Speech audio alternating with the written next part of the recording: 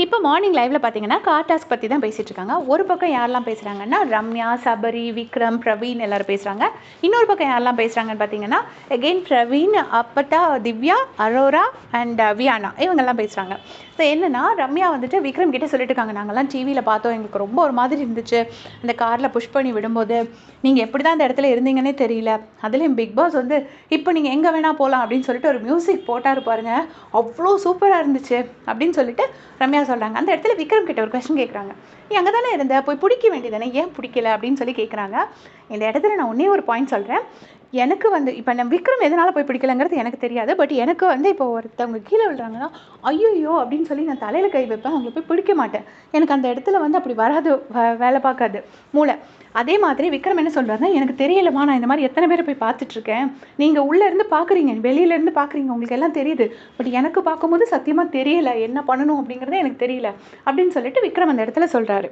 அப்புறம் என்ன சொல்கிறாருன்னு, நான்லாம் பயங்கரமாக கெட்ட வார்த்தை பேச ரெடி ஆகிட்டேன், பட் எங்களை வந்து உள்ளே இருக்கணும்னு சொல்லிட்டாரு அப்படின்னு சொல்லிட்டு விக்ரம் சொல்கிறாரு. உடனே சபரி சொன்னாங்க, எனக்கெல்லாம் பயங்கர கோவம், நான் கத்துறேன், ஒரு பக்கம் விக்ரம் கத்துறான், இன்னொரு பக்கம் வினோதனை கத்துறாரு, இப்படி ஆளுக்கு கத்துறோம். ஆனால் பிக் பாஸ் ஒரு 10 நிமிஷம் எங்களை காம் பண்ணி விட்டுட்டு தான் வெளியே விட்டாரு அப்படின்னு. இப்போ தான் எனக்கு தெரிஞ்சது பிக் பாஸ் எதனால 10 நிமிஷம் வெளியே போகக்கூடாது அப்படின்னு சொல்லி சொன்னாருங்கிறது.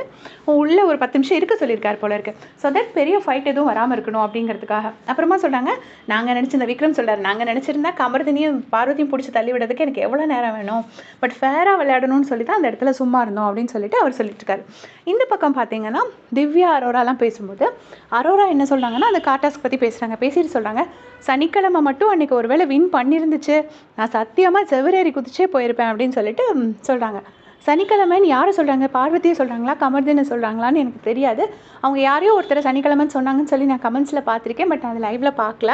அவங்களுக்கு மட்டும் டிடிஎஃப் போயிருந்துச்சுன்னா நான் சத்தியமாக செவரேறி குதிச்சு வெளியில் போயிருப்பேன் அப்படின்னு சொல்கிறாங்க. உடனே திவ்யா, அப்படியா, அப்போ நான் உனக்கு ஹெல்ப் பண்ணியிருப்பேன் அப்படின்ட்டு சிரிக்கிறாங்க.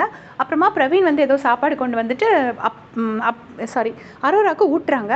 அப்போ வியானா வந்துட்டு, நான் விஜேஎஸ் கூட படம் பண்ணுவேன் அந்த மாதிரி ஏதோ சொல்லிட்டு இருப்பாங்க போல இருக்குது. அப்போ திவ்யா சொல்கிறாங்க, ஆமாம், விஜேஎஸ் பேசுகிறதே உனக்கு புரிய மாட்டேங்குது, நீ எங்கே அவரோட போய் படம் பண்ணுவேன் அப்படின்னு சொல்லி கேட்குறாங்க. உடனே ஆக்சுவலாக அது வந்து ஃபன்னாக, அவர் ரொம்ப ஃபன்னான மனுஷன் தாண்டி அப்படின்னு சொல்லிட்டு வியானா சொல்கிறாங்க. உடனே வந்துட்டு அரோரா கிண்டல் அடிக்கிறாங்க, விஜேஎஸை வந்து ஃபன்னின்னு சொல்கிறா வியானா அப்படின்னு சொல்லிட்டு கிண்டல் அடிக்கிறாங்க. அப்புறமா வந்துட்டு என்ன ஆகுதுன்னா, பிரவீன் சொல்கிறாரு, எப்பா நான் என் வேலையை மட்டும் பார்த்துக்கிறேன்ப்பா, எனக்கு வேறு எதுவுமே வேண்டாம், நான் என் வேலையை மட்டும் பார்த்துட்டு நான் போயிடுறேன் அப்படின்னு சொல்லிட்டு பிரவீன் சொல்கிறாரு. இன்றைக்கி வியானா வீட்டுக்கு போயிடுவாங்க. இன்றைக்கி ஷூட்லையா இல்லை இன்றைக்கி எபிசோட்லையாங்கிறது எனக்கு தெரியாது.